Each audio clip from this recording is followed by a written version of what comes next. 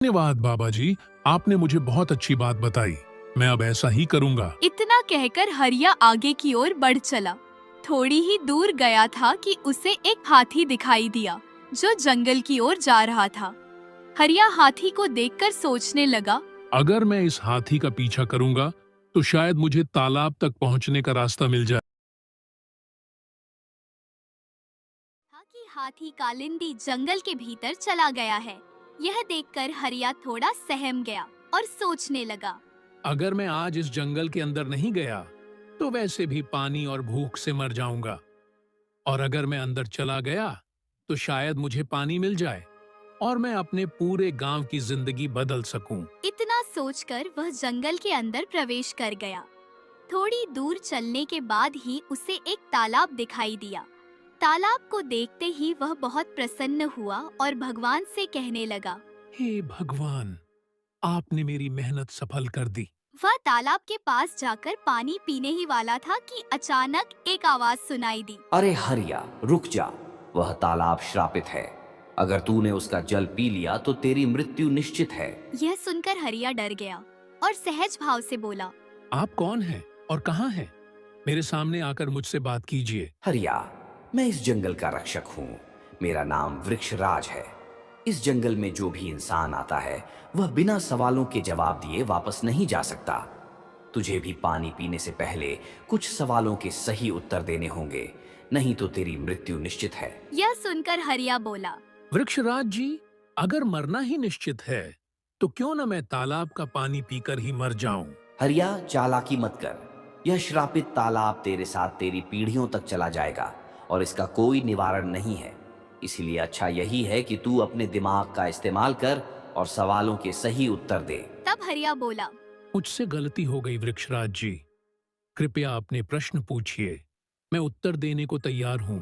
तब वृक्षराज ने हरिया से प्रश्न किया। प्रश्न 1, ऐसी कौन सी चीज है जो जितनी बांटो उतनी बढ़ती है? यह प्रश्न सुनते ही हरिया बोला। अरे वृक्षराज, थोड़ा कठिन सवाल करते तो मजा आता। इस प्रश्न का उत्तर तो बच्चा बच्चा जानता है कि इसका सही उत्तर खुशी है, क्योंकि जब हम किसी को हंसाते हैं तो हमें भी खुशी मिलती है। हरिया का यह उत्तर सुनकर वृक्षराज बोले।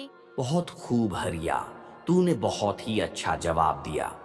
ये सही बात है कि खुशियां बांटने से खुशियां बढ़ती ही है। चलो, अब हमारे दूसरे प्रश्न का उत्तर बताओ। ऐसी कौन सी चीज है जो दिखती नहीं लेकिन तोड़ भी सकती है और जोड़ भी सकती है? यह सवाल सुनकर हरिया थोड़ा बौखला गया और मन में सोचने लगा। हे भगवान, ऐसी कौन सी चीज है जो बिना दिखे तोड़ दे और जोड़ दे? ऐसी कोई चीज मुझे झांक नहीं आ रही है। हरिया को परेशान देख वृक्षराज बोले। क्या हुआ हरिया, बहुत परेशान लग रहा है? कुछ नहीं वृक्षराज, बस मैं इतना सोच रहा हूँ कि मैं एक बूढ़े व्यक्ति के भरोसे इस जंगल में आया और उसने मेरा भरोसा तोड़ दिया। अगर गांव में ही रहता तो कम से कम चैन से सो पाता। तभी वृक्षराज बोले। हरिया, तू अपने उत्तर के करीब है, बस तू थोड़ा दिमाग लगा। उत्तर तुम्हारे इन्हीं बातों में ही छिपा है। क्या मेरे ही बातों में छुपा है? ऐसा क्या है? शायद भरोसा तो नहीं, क्योंकि अगर भरोसा हो तो अजनबी भी अपना बन जाता है, और अगर टूटे तो अपना भी अजनबी बन जाता है। दूसरा उत्तर सुनते ही वृक्षराज बोले। क्या बात है हरिया, तूने दूसरे सवाल का जवाब भी ठीक दिया, लेकिन तीसरा सवाल थोड़ा कठिन रहेगा।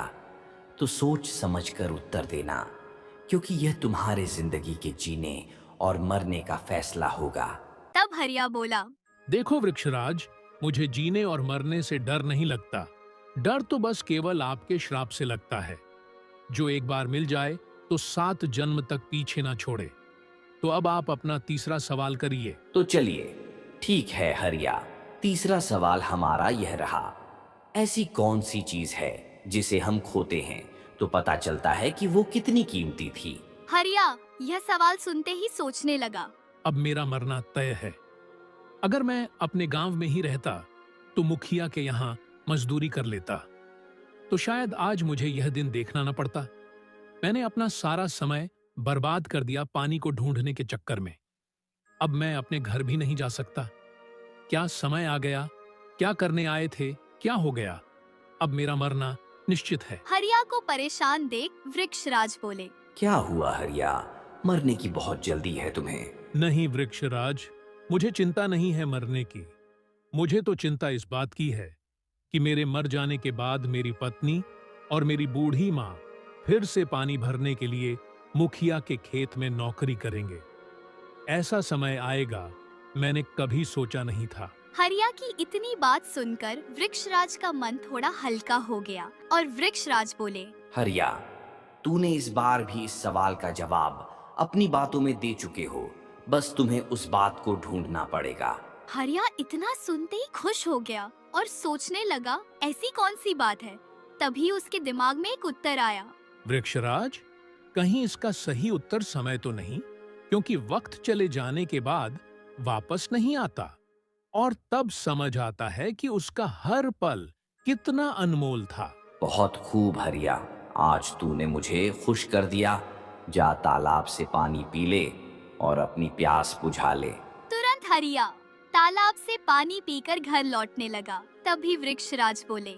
हरिया, जब तुम रास्ते से जाओगे तभी तुम्हें रास्ते में एक संदूक पड़ा मिलेगा। उसे उठा लेना और अपने घर लेकर चले जाना। और ध्यान रहे, उसे अपने घर के अंदर ही खोलना, रास्ते में मत खोलना। हरिया वृक्षराज की बात को मानकर घर की ओर रवाना हुआ। वह घर के करीब पहुंचने वाला ही था कि उसे एक संदूक दिखाई दिया और उस संदूक को हरिया उठाकर अपने घर ले गया और अपनी पत्नी से जंगल की सारी बातें बता डाली। तब उसकी पत्नी चंपा बोली। सुनिए, अगर वृक्षराज ने बोला था कि घर पर जाकर संदूक खोलना, तो हम क्यों ना संदूक खोलें? हाँ, क्यों नहीं चंपा, जरूर हमें संदूक को खोलना चाहिए। दोनों ने मिलकर संदूक खोला और संदूक के खुलते ही चंपा बोली। अरे बाप रे, इतना सारा सोने के सिक्के! इससे तो हमारी गरीबी दूर हो जाएगी। चंपा की यह बात सुनकर हरिया बोला। नहीं चंपा, इस पैसे से हमारी गरीबी नहीं, बल्कि हमारी तरह इस पूरे गांव की गरीबी दूर करना है और इसके लिए हमें एक कुआं बनवाना चाहिए और गरीबों की मदद करनी चाहिए। थोड़ी ही दिन में हरिया ने एक कुएं का निर्माण करवाया, जो कि निशुल्क पानी देने का वचन किया। हरिया की इस बात से पूरा गांव खुश था, क्योंकि वो कहावत है ना, लहरों से डरकर नौका पार नहीं होती, कोशिश करने वालों की कभी हार नहीं होती।